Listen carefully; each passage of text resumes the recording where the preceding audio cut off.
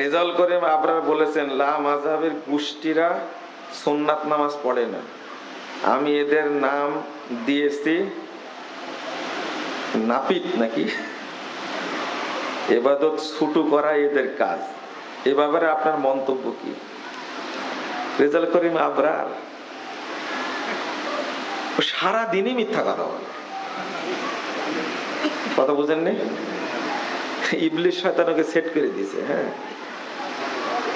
মানে ইবলিস তো ঘুমাচ্ছে এখন কোথায়? আটলান্টিক মহাসাগরের নাকে তেল দিয়ে ঘুমাচ্ছে। এইরকম বড় বড় মিথ্যুক যদি থাকে তাহলে ইবলিসের কোনো কাজ থাকে? এই যে কথাটা বলেছে, যারা এক রাকাত বেতের পড়ে তাদেরকে কাফের বলেছে, জানেন এটা? আস্তাগফিরুল্লাহ, আস্তাগফিরুল্লাহ। তাহলে বোঝা গেল রেজাউল করিম আবরারের বক্তব্য আপনারা শোনেন, তাই না? কান পচায় ফেলেছেন আপনারা, কান পচায় ফেলেছেন। খুব সাবধান, খুব সাবধান। সুন্নাত পড়ে না লা মাযহাবি বলে গালি দিছে। লা মাযহাবি না গালি, কিন্তু আমরা যে মাযহাব মানি সেই মাযহাব হলো মুহাম্মদুর রাসূলুল্লাহ সাল্লাল্লাহু আলাইহি ওয়াসাল্লাম মাযহাব।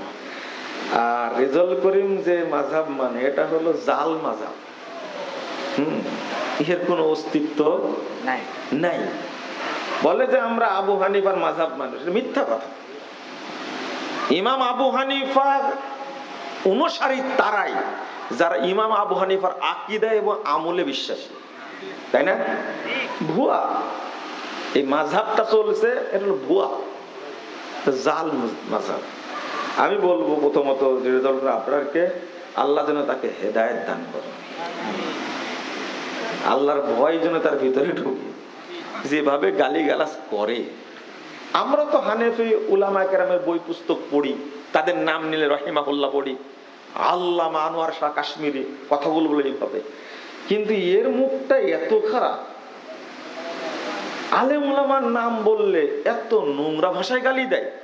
ইমাম ইবনে বাজকে গালি দেয়, ইমাম ইবনে তাইমিয়াকে গালি দেয়, ইমাম আলবানীকে গালি দেয়, ইমাম শেখ মুহাম্মদ বিন সালেহ আল উসাইমিনকে গালি দেয়। নাউযুবিল্লাহ, আস্তাগফিরুল্লাহ। আল্লাহ যেন হেদায়েত দান করে।